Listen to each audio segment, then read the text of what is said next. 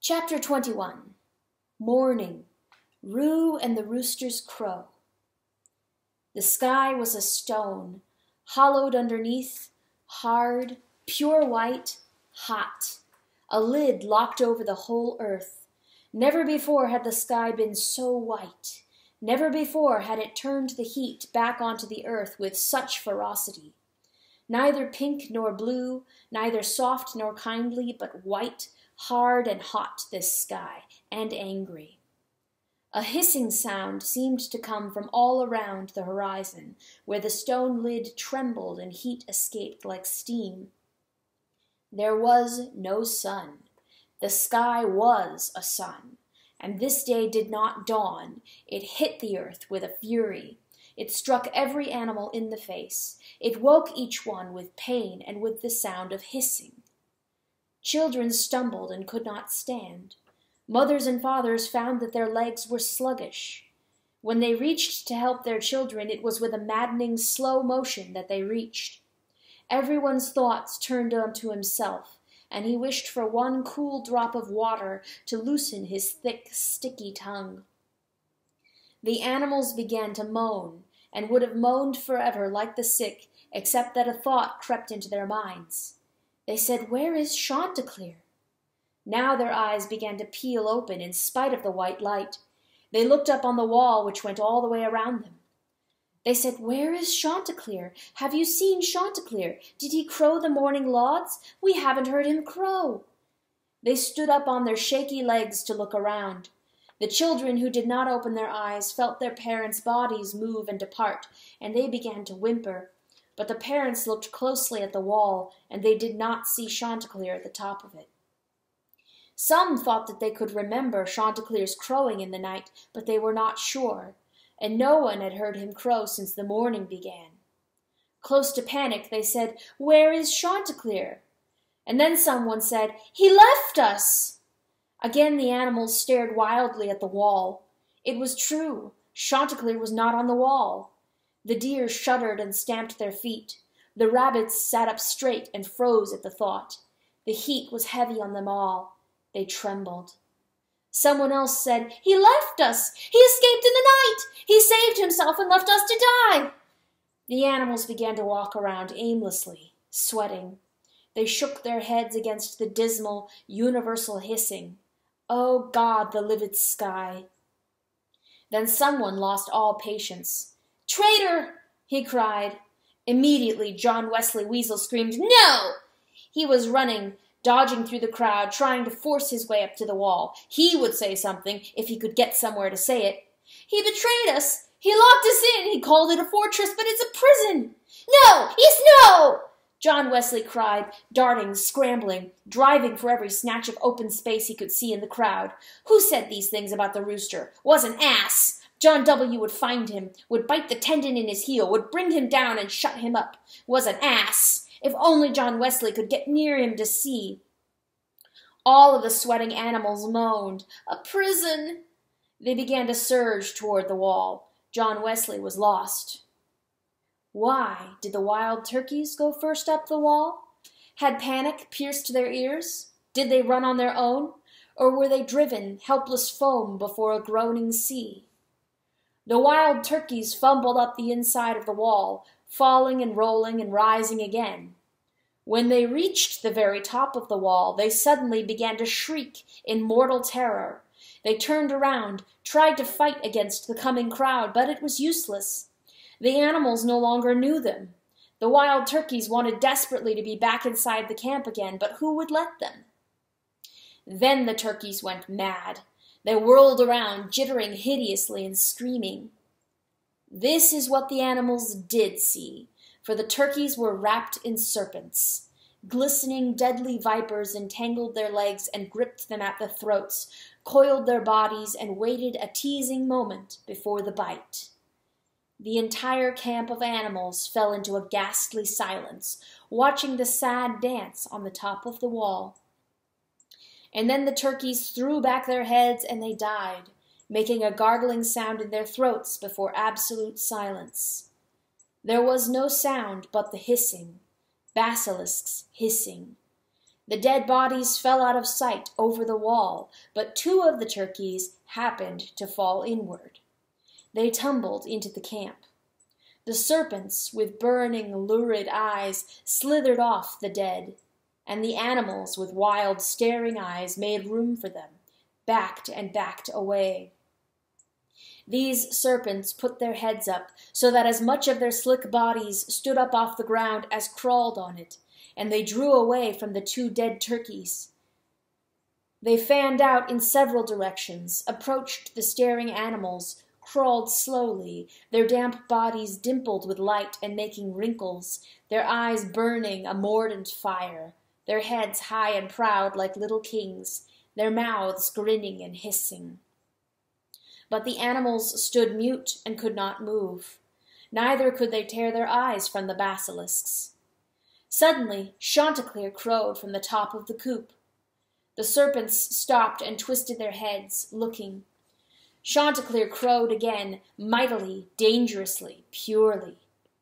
The animals found their legs, rushed and stampeded away from this place, some crying out for the first time. Chanticleer crowed again. He made a whip out of his crowing, and he lashed the serpents with it. The serpents withered, shrank back. They rammed their heads against the ground as if they would crawl into it, but the floor which the bees had put there held tight against them. They began to stream for the wall. "I adjure you by God," Chanticleer crowed, conjured, "if ye be above or if ye be below, that ye go hence." Such was the cut of his crow. In a twisting mass, the serpents worked their ways to the wall. The animals pressed against the coop at the rooster's feet.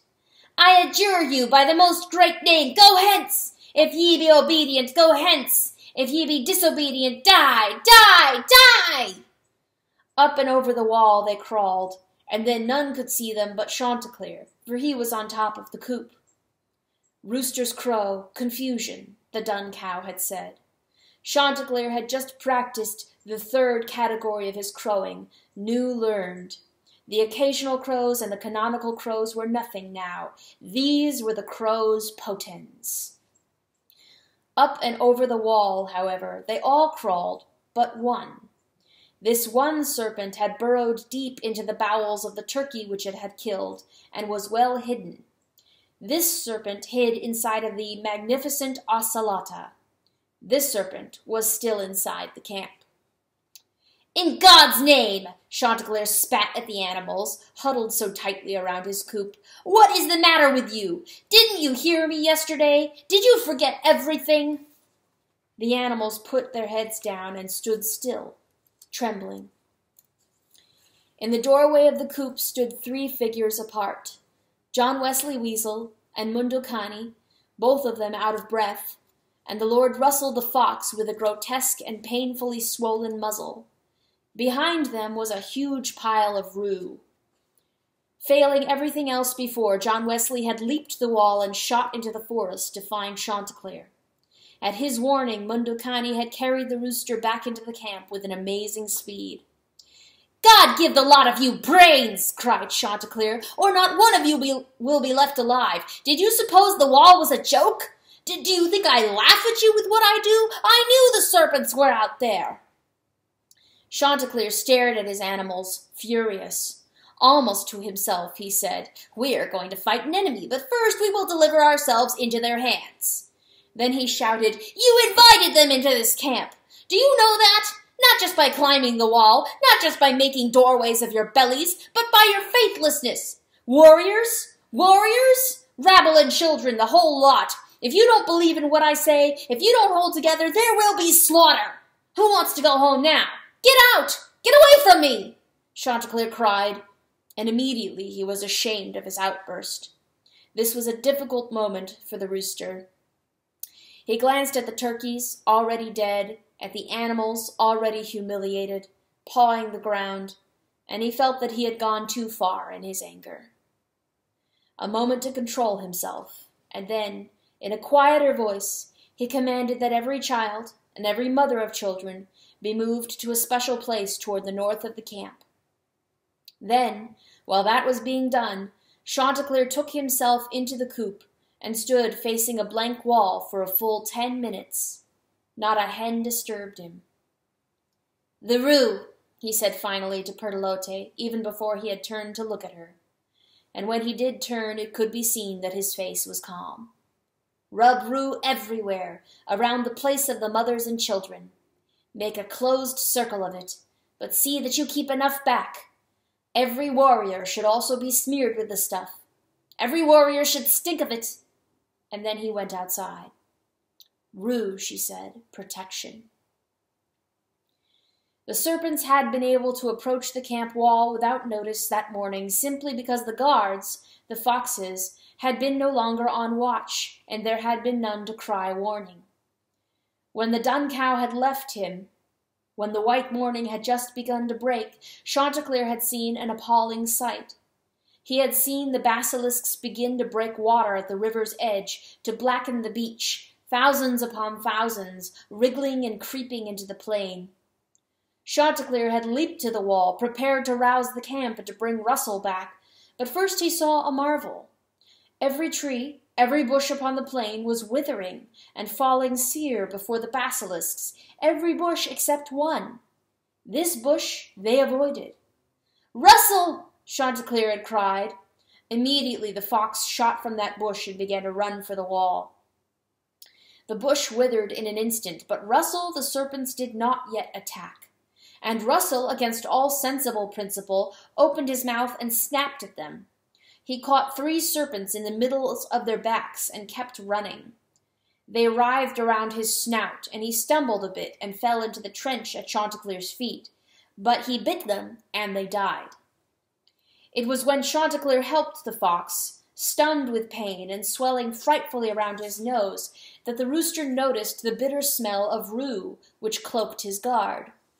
"Roux," she said, "protection." "The wonder is," Chanticleer said now to his warriors as they stood tight around the coop, submitting to the vigorous rubbing which Pertolote and the hens were giving them, "the wonder of it is that they can die.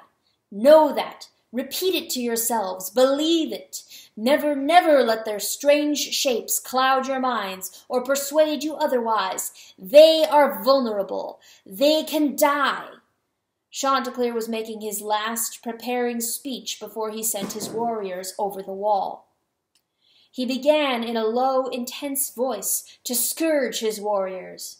He leaned down from the top of the coop and scraped their souls with a description of the evil outside the wall.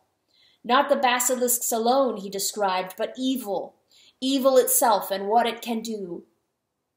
Then, in precisely the same voice, without the least comforting transition, he began to name their children.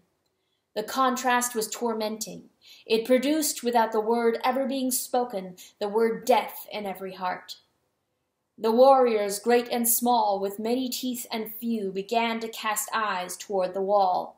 Their teeth ground together. Hoofs, paws, and claws began to scratch dust. Nostrils flared. Still in the same voice, Chanticleer gave over the names of their children, and began rather to name his own. He called each one of the 3 pins Prince. He pointed to the place where these lay buried. "Mine," he said. "Yours," he said in that low and lashing voice. "But mine are no longer, and yours nevermore." And then he named the name of the adversary. "Cockatrice," he said, so quietly that he could barely be heard. "Cockatrice! Cockatrice!" A deep rumbling rose up from among the warriors, and as it did, Chanticleer drew out the hissing of the enemy's name like spitfire, louder and louder, until above the rumbling he arched his neck and he screamed, "Cockatrice!" Fur stood up like needles on 1,000 backs, muscles twitched violently. Hackles were raised on every feathered neck. Teeth came bare, lips curled back, and 1,000 snarling faces. Chanticleer's low monotone had driven outrage into the souls of his warriors. It had also restrained them, holding them taut, quivering at his feet, Now he threw it away. Up! He roared, and the traces were loosened. Go! He cried, and the reins were dropped. They were free. They turned away from him. Now God goes out before you, but you kill them utterly. Not fast, but with a dreadful purpose, the warriors moved to the wall. Chanticleer set up a startling, brilliant crow from the top of the coop, the crow's potens, and he watched. The serpents on the other side all put their heads up, waiting. It was as if all the field between the river and the wall had suddenly sprouted living heads. The heads, like fingers out of the ground, waved back and forth. The flesh gleamed. The hissing sprayed the air, loud, louder, deafening. All at once Chanticleer saw a horrifying sight. On a mound by the river he thought he saw himself, like a mirror of himself. He saw a rooster of grim appearance, a rooster covered all over with scales, gray scales down the neck and underneath the chest. This rooster had a powerful twisting serpent's tail and a red eye. Level, cold across the plain, the eye was looking back at him. Cockatrice, too, was watching. If it had been more than that instant, if Chanticleer had thought about what he saw, he might have learned a lesson and abandoned hope on the spot, for there was not one enemy, but three, and each the greater, each the father of the other, and each one wanted the blood and the very soul of the rooster, and each would have his day. The basilisk, then cockatrice, then great worm himself. This, the rooster might have known, was only the beginning. But the rooster did not choose to know. He turned his face and crowed.